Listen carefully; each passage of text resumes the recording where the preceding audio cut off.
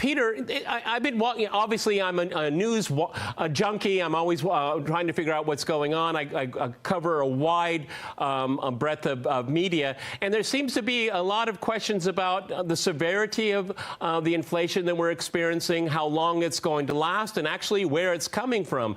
I know this is your one of your great specializations, and I compliment you. I see you all the time on a variety of programs. What is your take here? Because if I can just add the little salt and pepper to it, it's been politicized as well, as usual. Go ahead, Peter.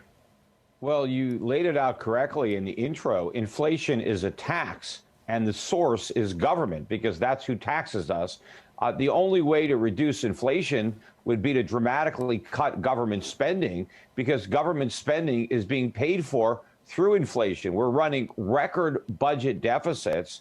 And so instead of taking our money and spending it, the government is taking our purchasing power by printing new money and spending that. So the increase in prices that we're all experiencing is the tax that we are paying to finance government. In addition, the Federal Reserve is trying to prop up the stock market, prop up the real estate market, and prop up the U.S. government.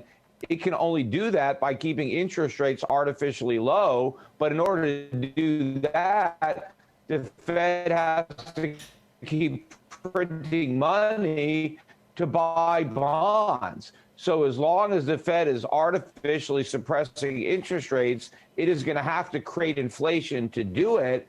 And because we have so much debt, the Fed is now forced to keep interest rates at zero. So unfortunately, average Americans, the middle class, and the working poor are going to suffer the most severe bout of inflation in U.S. history, far greater than anything experienced during the decade of the 1970s. Well, you know, let me go to Pete here in Great Barrington. I mean, one of the explanations I've been told, and it's basically coming from the Fed, this is all temporary, it's bent up demand, it's gonna, you know, it'll smooth out as we, but that's not happening here, okay? And I mentioned the working class, middle class people in my introduction intentionally, because I was small, I was young, but I do remember the 1970s, and that was a very, very dreary time. Are we seeing a repeat of that? Go ahead, Pete. Yeah, I remember stagflation too as a kid in the 70s. So I agree with everything that Peter just said, Peter Schiff. But I do want to add the following. You know, we did have a massive increase in the money supply in 2020, just over 25% in a space of a few months, which is definitely a cause for concern. But a lot of people are looking at the year-over-year CPI numbers. And it's not enough to look at the headline number. You have to look at what makes up the index. There's two big contributors to the recent jump. Right? So first you have gasoline and oil in the energy basket, which were up over 50% year over year. But you have to remember that about a year ago this time, we had a situation where Russia and Saudi Arabia unleashed a flood of oil into the markets when demand was plummeting because of lockdowns. So you've had this surge in oil prices, but it's come from where at one point we had West Texas International or Intermediate rather, at negative $32 and negative $34 a barrel.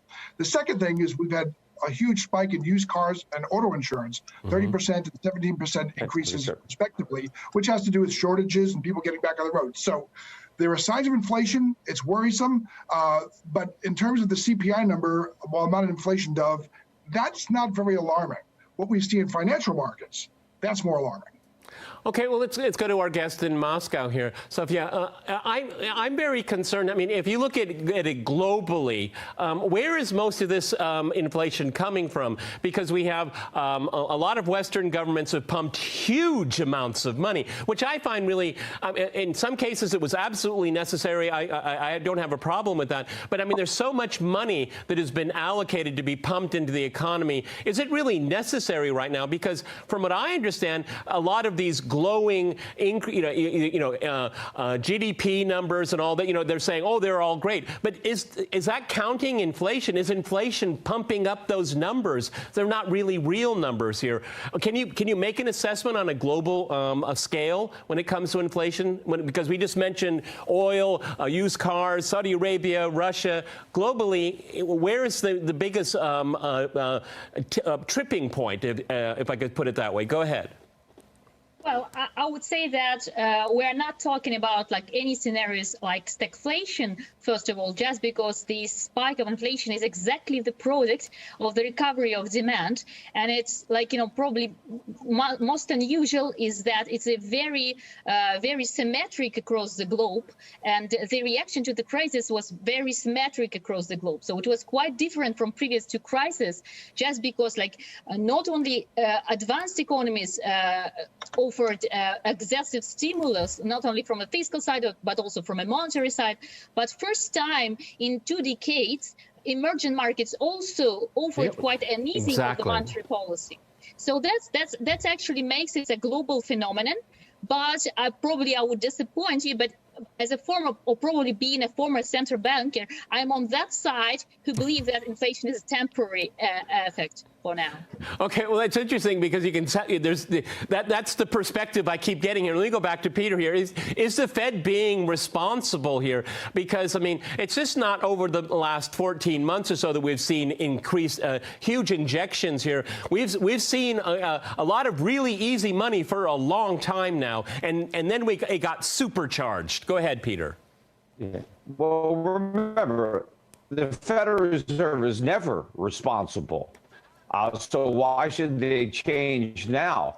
But remember, one of the other things the Fed is never is honest, right? The Fed is all about spin.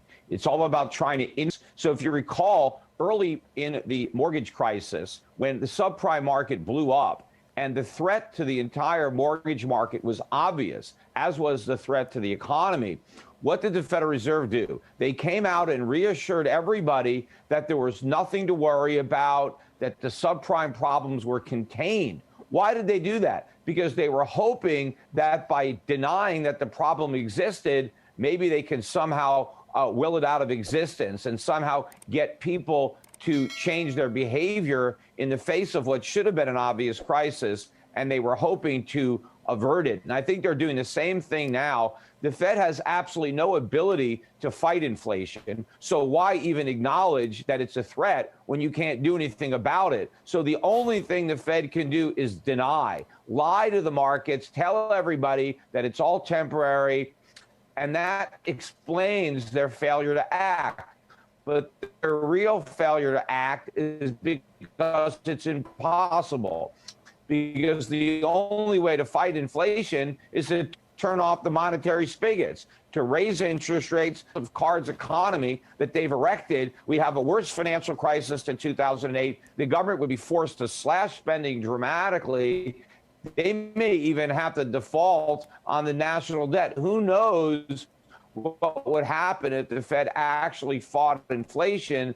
So because they can't, they're just denying the problem. But there is absolutely no evidence to suggest what we're really experiencing is the beginning of a long overdue, huge increase in the cost of living, not only the result of the inflation that the Fed has created since the pandemic, but of all the inflation that we created before the pandemic that we've yet to deal with.